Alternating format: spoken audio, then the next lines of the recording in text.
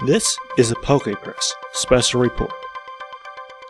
Hi, I'm Stephen Reich, here at the PokePress PIRN Studios in Madison, Wisconsin. I'm on the phone with Neil Jason, who worked on quite a number of things for Pokemon, actually. He basically wrote a couple songs and actually rearranged the themes for the first two Pokemon movies. We'll get into that in a little bit, but first off, Neil, where are you from? Where did you grow up? And what was your early musical career like? Did you take any lessons or play any instruments? Hi, Stephen. Thanks for having me on. My career, my beginning in instruments started the public school system, where I learned how to play trumpet and I learned about reading, et cetera, and a lot of practicing. And I switched to bass started playing bass right at the beginning of my college career, and piano and a few other instruments, and I really stuck with bass, and it's become a lifelong passion. I love playing. And what was your early career once you had gotten out of school and started working professionally? What was that like? Well, I was a session player for quite a while, and I played on Brothers in Arms with Dire Straits. I did 3 or 4 Roxy Music albums, Flesh and Blood and Boys and Girls.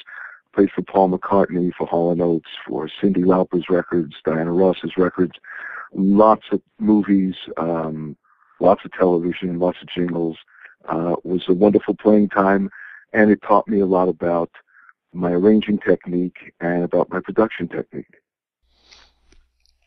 That's an awesome opportunity getting to work with. Any particular one that might have been your favorite of that part of your career? Yes, all of them. Good answer, good answer. So, obviously you had worked with some real legends out there, and eventually you got the chance to work on Pokemon. How did that get started? How did you get introduced to it? And what was like the first thing you worked on there? Well, I was good friends with John Leffler and also John Siegler, who wrote the theme with John Leffler, and we had worked together on lots of different projects in the past, and they needed to have a larger crew of guys available to work on some of the Pokemon movie stuff and television stuff and songs for the CDs. So John asked me if I would co-write with him on a couple of things, and so I went up to see some of the stuff about Pokemon in the movie and get some of the books and read some of the history and figure out what the heck we were going to write about. Must have been a very interesting process. So you did ended up doing some research. What was that like? It was actually fun. It took us a while, some of us, to figure out it's an entire life science, Pokemon. It's another world, and you really have to learn about all the places and the people and the actions and the powers before you could really talk about it or sing about it. So as much as we could all write great music, you had to write a song about the Pokemon world, and that means you have to know about Pokemon. So we actually, we read the books, we checked out the cards, we saw as many films as we could, and it was a lot of fun, actually. And then you start to develop titles and ideas and things that are important because you've seen enough of them that Pikachu, very important character. Viridian City, very important place. These are things that the characters will want to sing about, and that's the way I came up with a lot of the songs. That's pretty cool. And one thing you worked on specifically, in addition to Viridian City on To Be a Master and some of the stuff on Totally Pokemon, is you had to rearrange the themes for the first two movies. Now, you had worked on songs for movies before. How does that kind of differ from regular songwriting or arrangement? Is there anything different about the process there, or anything else we should know? Well, the song, written by John Siegler and John Leffler, you had to keep the integrity of the song, so to speak, because the fans really knew the song. At the same time, it had to match some of the stuff on the screen. And again, staying to the integrity of the song, making sure that it still sounded like the original as far as intent and melody, but with a new twist and definitely with, insane energy. And it worked out fantastic. Yeah, I mean, I remember certainly with the first movie, they actually showed earlier this year a digitally remastered version, so I've actually seen it a decent number of times over the last couple of months rewatching it, and that is really because you have to integrate that with all the battle sounds and Ash talking, and but you certainly pulled it off there. What was it like when you saw the final product? First of all, how close to the final product were you when you did the thing there? Was it all just MIDI and then it went off somewhere to get actually recorded, or how close was it to the final sound when you were finished working with it? Oh, it was really close when I was done working with it, because we, and still do, we all had our own studios at that point. So we were able to, as we were close to the end of writing, or even as we were writing, actually record the stuff and watch the pencil drawings or the partial films that we had so that we could match up stuff as best as we could. But when we were done except for mastering. We had what we wanted. Oh, so the instruments sounded pretty much the same as what was in the final recording then?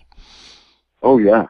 No, we didn't have to, again, if we needed strings, they came to us. We had a studio.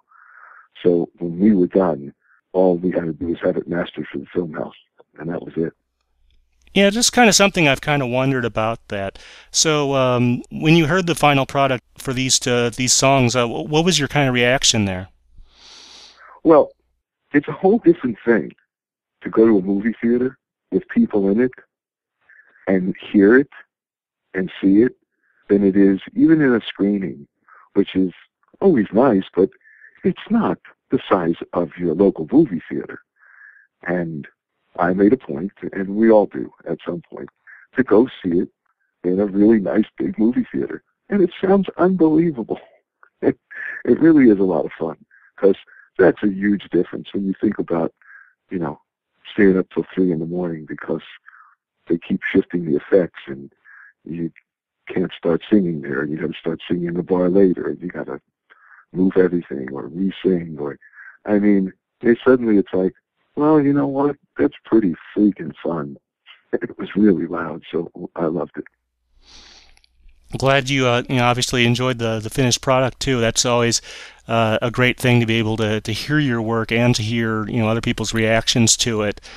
So after the first couple movies, you did work on a couple other things for the Pokemon TV show. What were they?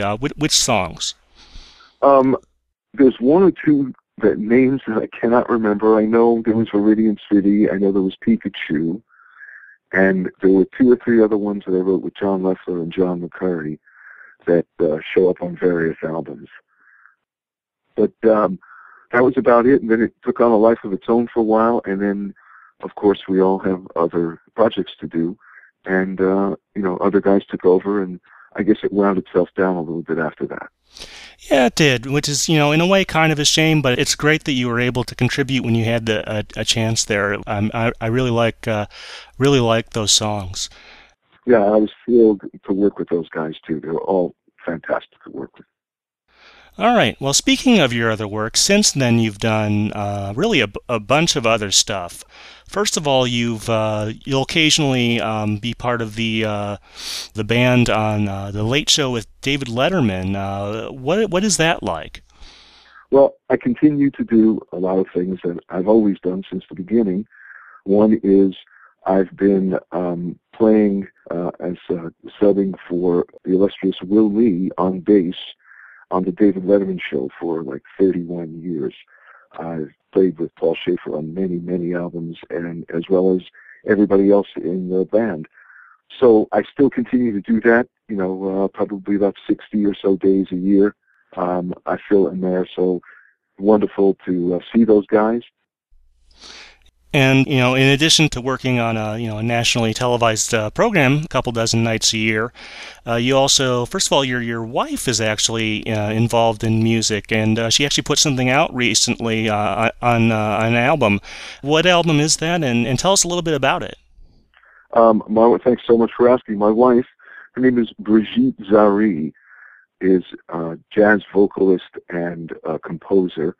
And her second CD, which is called L'Amour, came out last month and is doing just fantastic.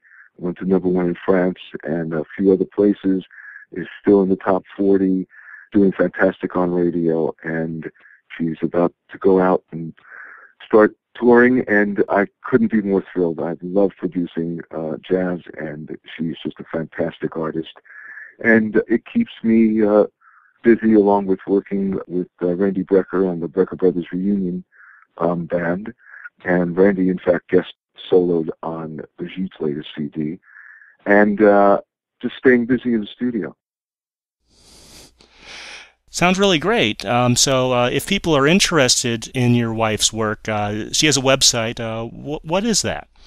Absolutely. It's www.brigittezarie.com, and of course I'll spell that BRIGITTEZARIE.com. And her new album is named L'Amour, and I'm sure they'll love it. As far as me, if you want to know other stuff that I've done, you can go to allmusic.com and just type in Neil Jason, and it has a wondrous list that I'm so happy somebody's kept track of this stuff. Absolutely. One of the great things is that we have, access to this kind of information now at our fingertips. All right. Well, thank you very much, Neil. It's been great having you on. Thank you, Stephen. This has been Stephen Reich from the PokePress PIRN Studios in Madison, Wisconsin, on the phone with Neil Jason, who, wrote and arranged quite a number of songs for the Pokemon TV show. This has been a PokePress Special Report.